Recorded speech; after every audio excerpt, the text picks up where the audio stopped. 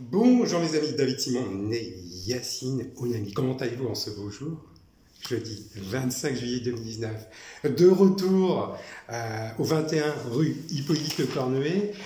Vous doutez bien que j'étais à l'hôtel de ville du Mans pour mon renouvellement de ma carte d'identité nationale, parce que je me présente avec le passeport. Et bon, j'ai fait une demande de carte d'identité nationale dans le République français né au Mans. Donc voilà, j'ai fait ma demande, tout a été fait, il n'y a pas de souci.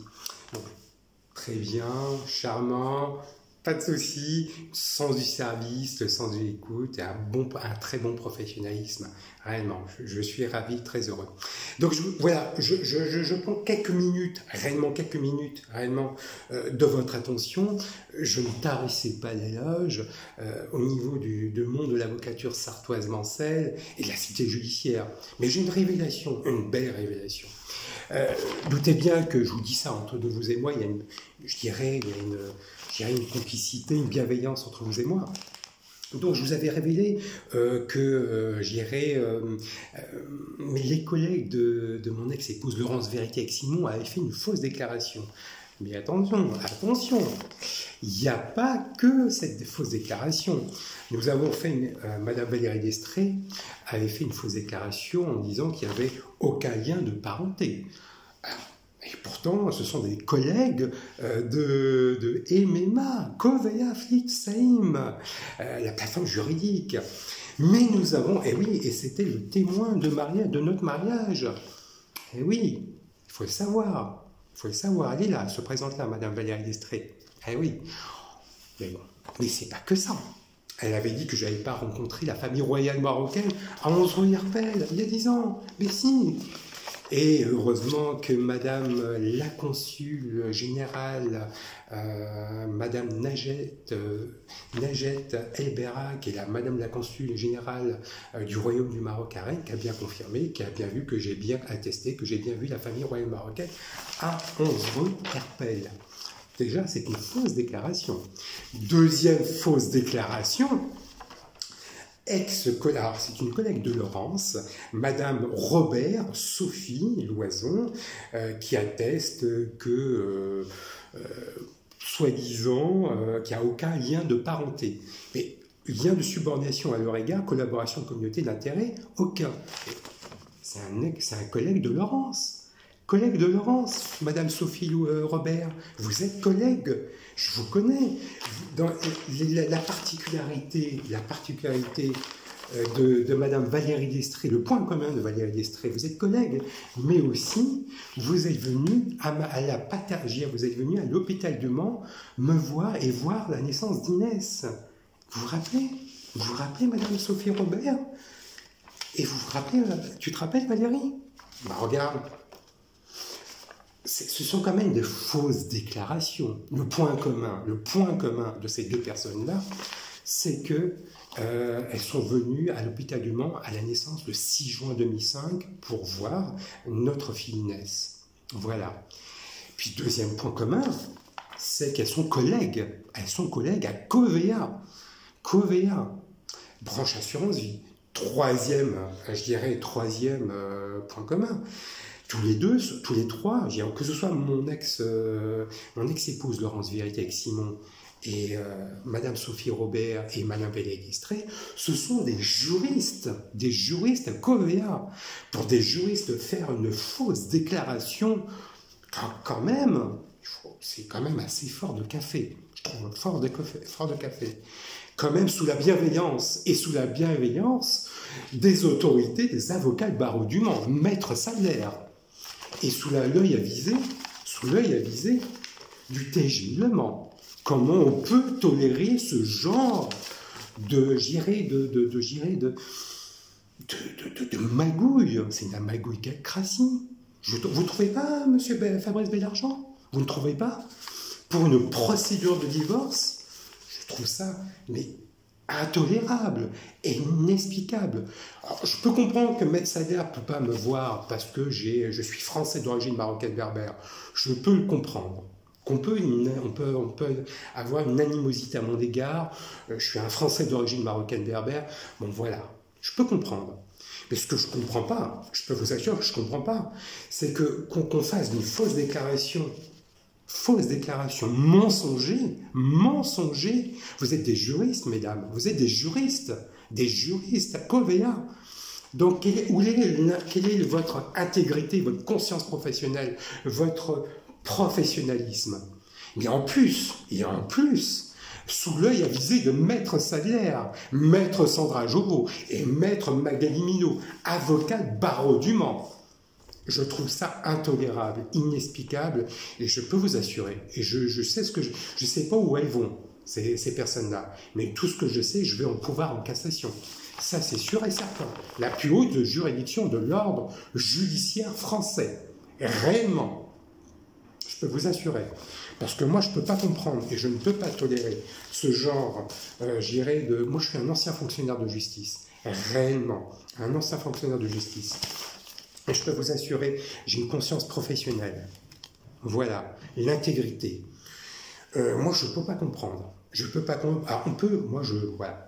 Je peux, sensiblement, on peut divorcer parce qu'on n'évolue pas dans la même façon, voilà.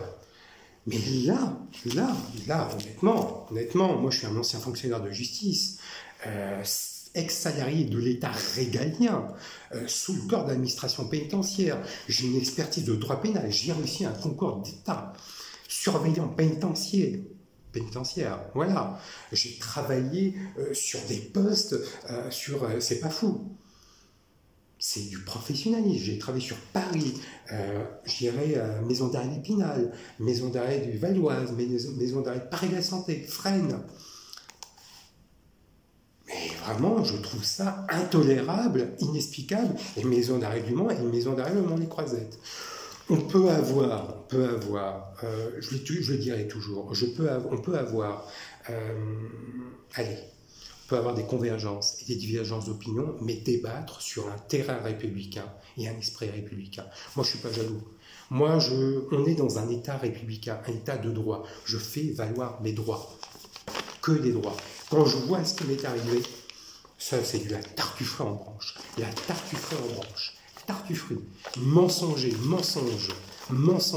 honte à vous, Covea, des juristes Covea. Comment on peut travailler pour être juriste Covea? Comment on peut travailler comme... Je lance un appel. Moi, j'ai eu la chance de connaître la bâtonnière de Paris, Maître Marie-Aimée Perron. Qui me connaît très bien. Je lance un appel au bâtonnier du Mans. Pierre Landry, comment vous pouvez tolérer ce genre de magocratie, cette voyoucratie? Comment vous tolérez ça? Cette magocratie, c'est une mensonge, c'est de la tartufferie, les avocats de barreau du Mans. En plus, Sandra Jovo c'est venu introduire chez moi à 11 rue Herpel, sans autorisation, sans commission rogatoire, lorsqu'elle était élève avocate. Honte à vous. Heureusement, je peux vous assurer cette résilience que j'ai.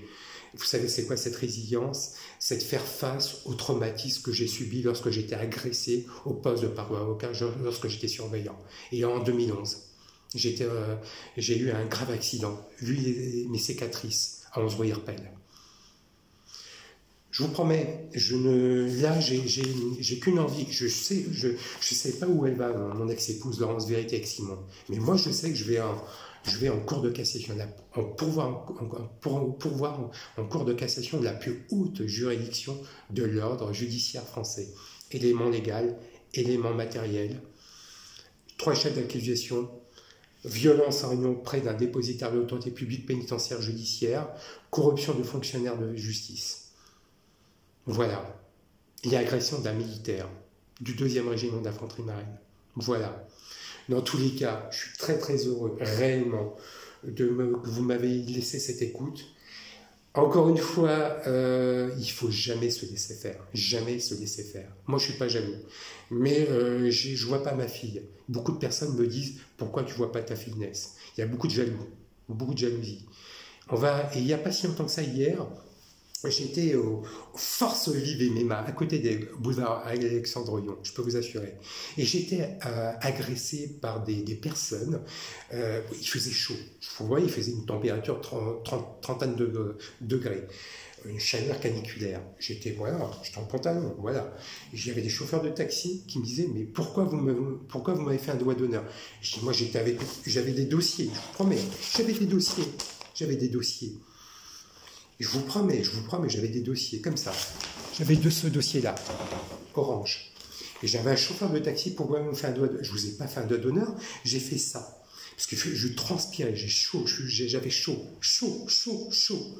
Et j'avais dit à cette personne-là, je vous en prie, mes chers messieurs, je suis un militaire du 2e régiment d'infanterie de marine. Je vous invite à prendre les instruments juridico-pénaux qui sont à votre disposition. Et il y avait des caméras. Donc je ne peux pas mentir, on ne peut pas mentir. J'ai un nez crochu, j'ai une belle cicatrice là.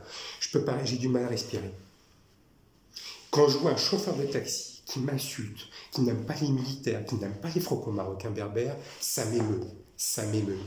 Et j'ai dit à cette personne, et je vous le dis en face, je suis très connu à la DGIC, et je lui ai dit, il y a les caméras, il n'y a pas de souci, il n'y a pas de problème, je prends les instruments juridico-pénaux à ma disposition, on va à Paris, la plus haute juridiction de l'ordre judiciaire français, et on se revoit. D'accord ? Je ferme cette petite parenthèse. Dans tous les cas, je vous remercie réellement de m'avoir laissé susciter cette écoute. Dans tous les cas, passez une belle excellente journée. De ceux et celles qui sont en vacances, de bonnes vacances. Et puis, portez-vous bien. Et puis, soyez heureux. Soyez à l'écoute à toute opportunité.